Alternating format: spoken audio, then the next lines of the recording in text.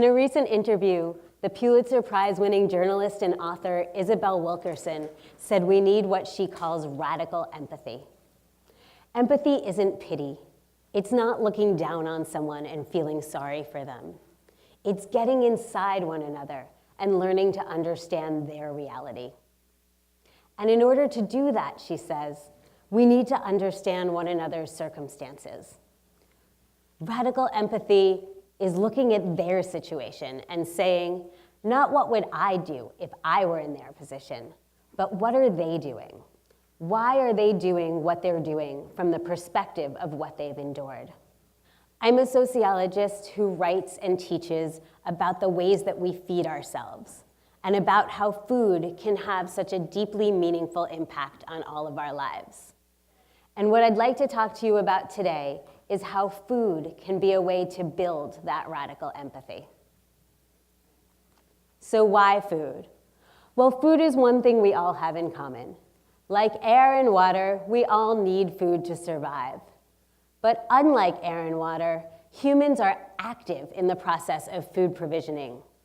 We decide which species to cultivate, which animals to raise and kill, how to prepare various ingredients, and when and with whom we take them into our bodies.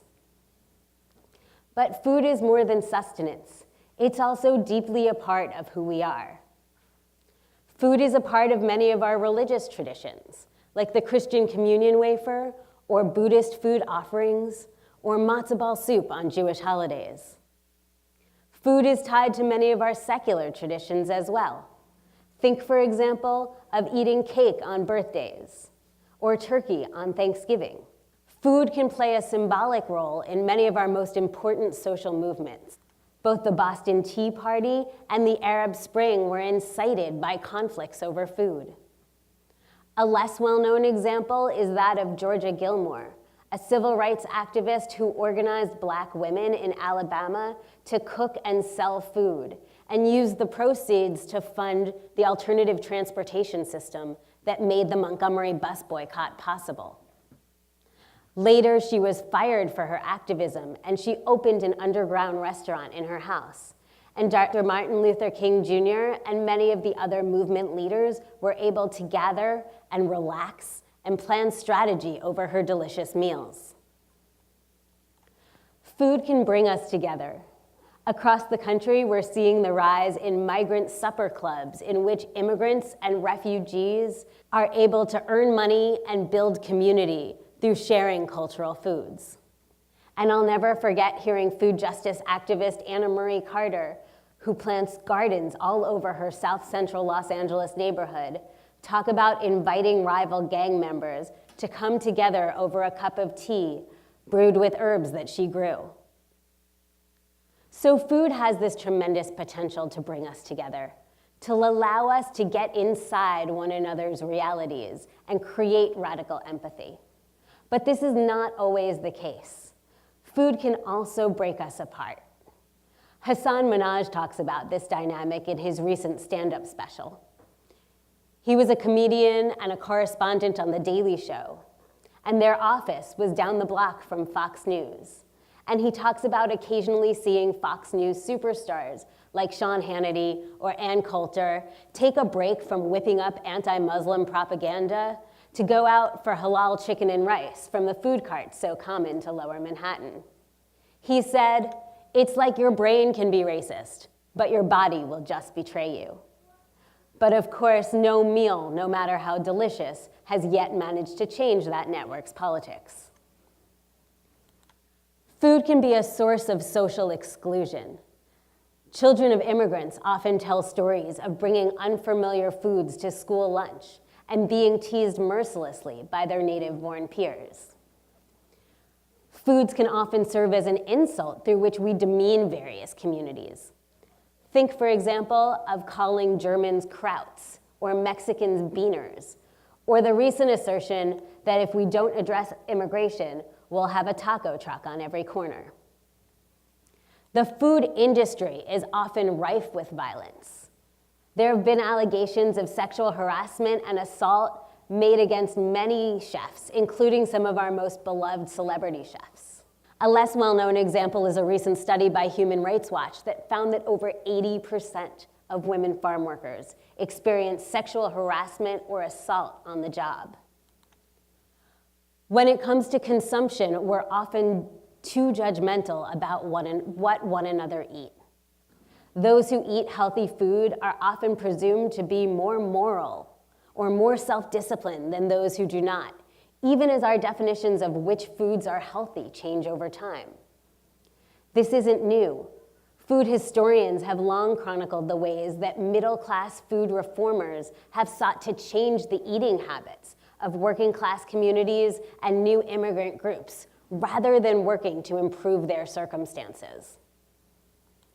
And the insults we hear levied at people of larger body sizes are often among the cruelest and most vicious ones we can imagine.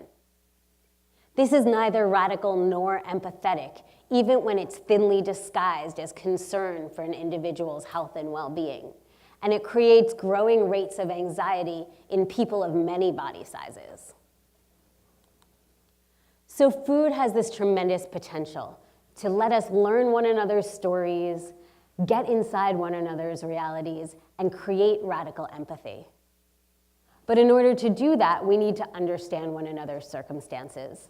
And that means engaging with the totality of the food system, a system so complex it encompasses everything, from the smallest microorganism burrowing beneath the soil, to our own bodies and ways of thinking about them, to the largest industry in the largest economy in the world. The stories of what people eat, how we obtain our food, and what it means to us are stories of politics and economies and ecologies, of culture and agriculture, of soul and soil.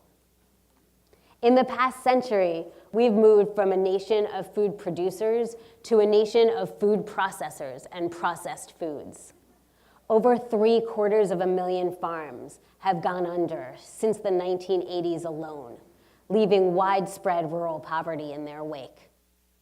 In their place, we've seen the rise of agribusiness, a technology and market-oriented industry comprised of creators of pesticides, fertilizers, and food additives, makers of machinery, designers of the millions of colors of brightly colored boxes that line our grocery store shelves, and of marketers who convince us to take them into our bodies.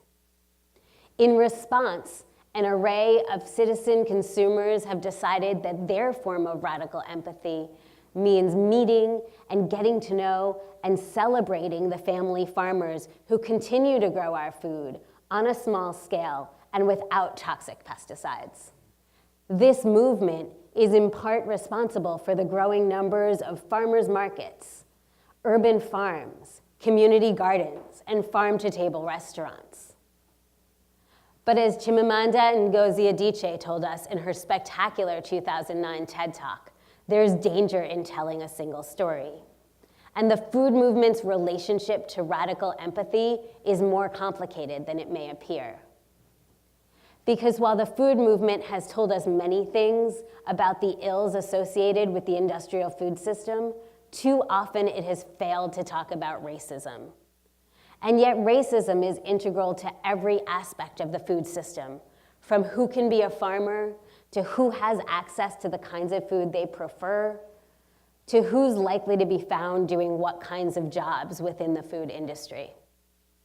For example, the food movement often trades on a kind of nostalgia for the family farm that too often fails to recognize that historically in this country, while white people who cultivated the land were called farmers, African Americans were farming too, first as enslaved people and later as sharecroppers. And food historians like Michael Twitty have told us that without the immense agricultural knowledge of enslaved people, many, if not all, of the early American colonists would have starved. Asian immigrants have been legally prohibited from owning land, and in California's Central Valley, white farmers were among the staunchest proponents of Japanese internment because they wanted to expel their new neighbors who had only just managed to gain a foothold in the region. Latino immigrants have been welcomed into this country during periods of labor shortages and then deported and expelled when those labor shortages are over. We see a similar dynamic happening today with the rise in fierce anti-immigrant rhetoric and rising levels of deportations, alongside calls to increase the H-2A visa program, in which workers are allowed in temporarily, but without the right to organize or quit an abusive job and without any path to citizenship. We tend to think of family farmers as plucky and independent, as rugged individuals. But this narrative ignores the fact that those farms who managed to maintain their farm ownership during the industrialization of agriculture often did so with the help of loans and subsidies from the US Department of Agriculture. This assistance was regularly denied to Black farmers, to Native American farmers, to Latino farmers, and to women farmers. And all four of those groups are at various stages of suing the USDA for redress. Today, there's a generation of young people who want to get involved in the sustainable food industry. But those who are more privileged are more likely to be able to raise startup funds to begin their food businesses, either through friends and family, through access to venture capitalists, or if they need to buy land, because they're more likely to be offered standard rate mortgages where people of color are often funneled into subprime loans or rent-to-own schemes. And it's these young white farmers who have often become the face of the sustainable food movement. For example, a few years back, New York Magazine did this really beautiful cover story called "What an Urban Farmer Looks Like." But despite the incredible diversity of gardeners in New York City, 6 of the 7 individuals they profiled were white. We see similar dynamics playing out with regard to the role of race in terms of food consumption.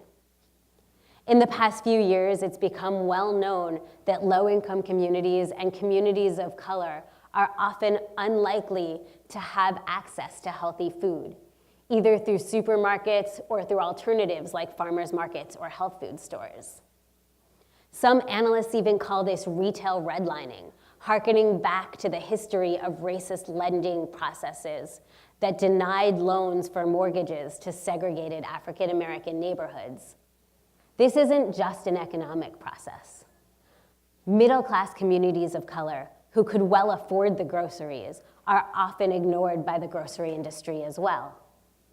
But of course, economics are fundamentally important to our food system, and it's the economics of our food system, along with government subsidies, that ensure that processed foods are often more expensive than their fresh food counterparts.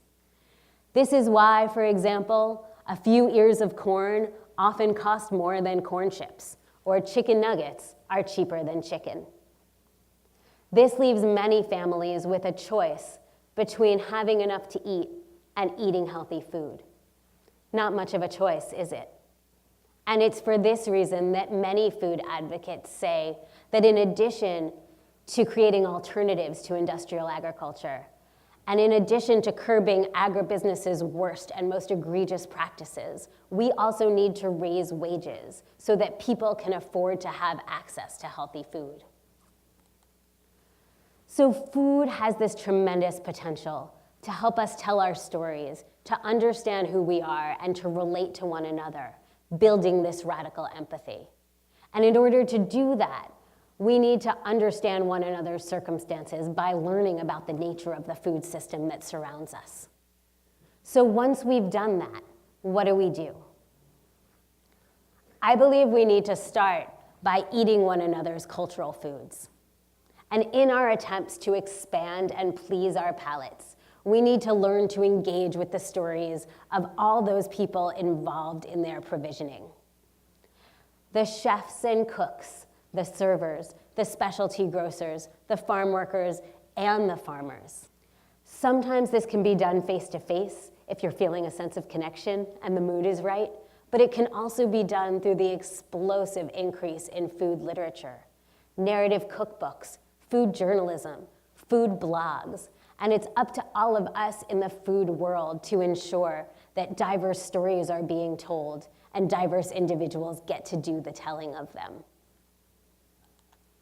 I also believe we need to learn to see one another's lived experiences in their social and historical context.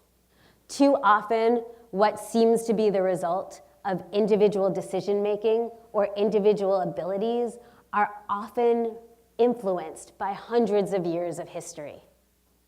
And in order to better understand that history, we need to learn new kinds of stories, not just the simplified America First version that too often passes for high school textbooks, but stories of enslavements and oppressions, of privileges passed across generations, and of social movements that have worked to make all of our lives better. Which brings me to the third thing I believe we need to do, which is to get involved. So many of the most pressing social issues of our time are in some way or another connected to food. Anyone who eats and who understands the vital role that immigrants play in our food system can stand with them as they struggle to be treated with dignity and respect. Anyone who eats and who knows that food workers are among the most lowly paid members of our society has a role to play in their campaigns for better wages, increased working conditions, freedom from sexual harassment and assault, and access to paid sick leave. Anyone who eats and who knows that over 40 million people struggle with hunger in the United States alone, not to mention the rest of the world, should be outraged when our government threatens to cut even the meager food assistance they provide.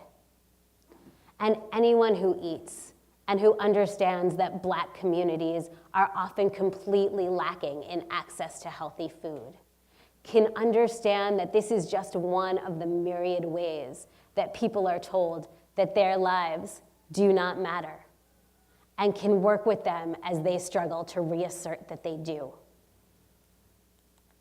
The Black feminist poet Audre Lorde once said, "It's not our differences that divide us. It's our inability to recognize, accept, and celebrate these differences." Through food, we can create the kind of radical empathy that allows us to do just that and inspires us to work towards our collective liberation. Thank you.